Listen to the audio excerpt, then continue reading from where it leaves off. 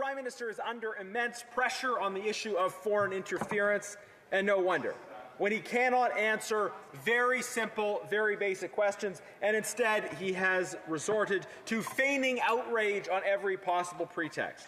How dare the opposition ask these questions? How dare we insinuate that the people involved are failing to put the national interest first? And how dare we suggest that ministers have not been sufficiently strong or definitive on this important issue? And my question is, how dare this government persist in trying to hide the truth? Because if they persist in obfuscating and hiding what happened, then Canadians are going to legitimately wonder why. Why can't Liberals come clean on the issue of election interference? Why won't they work with us to find out what happened and help root out foreign interference, instead of flailing around trying to blame everyone else? In all likelihood, it is because they already know things that if the public found out, they would be very disappointed in the government's failure to stand up for national security. As has been widely reported, based on information shared with the media by CSIS, the communist regime in Beijing sought to interfere in Canadian elections. In many ways, this is not surprising to those who have been following the operations of the communist regime, but the details are particularly troubling. This regime wanted, reports indicate, to re-elect Liberals and defeat Conservatives, especially to defeat certain Conservatives.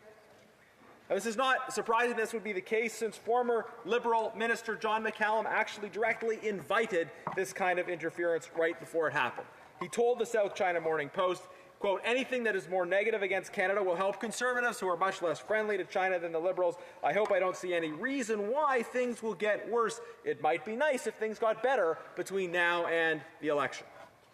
So Liberals directly and publicly invited foreign interference, and they knew about that foreign interference. Liberals were in fact briefed that one of their candidates was believed to have been complicit with the communist regime in getting illegal foreign support in a nomination race. Liberals were briefed on this, and they did nothing. Madam Speaker, the sad reality is that Liberals are increasingly behaving as if foreign governments are stakeholders to woo for support in domestic elections. That is dead wrong, and it is a grave threat to our national security.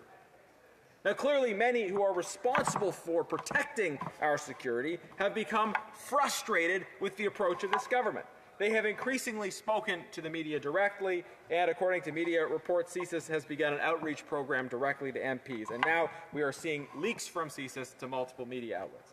The government should be listening to our security agencies and addressing their pressing concerns about foreign interference, rather than dismissing them and trying to distract from them with all manner of baseless excuses. Conservatives believe that Canada needs a public inquiry into what happened, a public inquiry with the capacity to hold powerful people, and in particular to hold powerful members of this government accountable. Liberals have tried to obfuscate by creating a new made-up position, a special rapporteur that they would appoint and they would set the terms of, and they've also said NCCOP should look further into this. Well, Madam Speaker, we know NCCOP has in fact been working on issues to do with foreign interference for a very long time, but this is a secret committee with no mandate to report anything publicly unless they have the permission of the Prime Minister to report it first. Speaker, foreign state-backed interference has been the greatest threat to our national security for a long time. Liberals like to say that the purpose of such interference is to cause chaos and confusion. That is sometimes, but not always, the case. Sometimes the purpose of foreign interference is simply for another country to advance their interests, steal information, elect more pliant politicians, and punish their critics. These are the kinds of things the Beijing regime is doing. It must stop, and we need a government that is actually prepared to put a stop to it.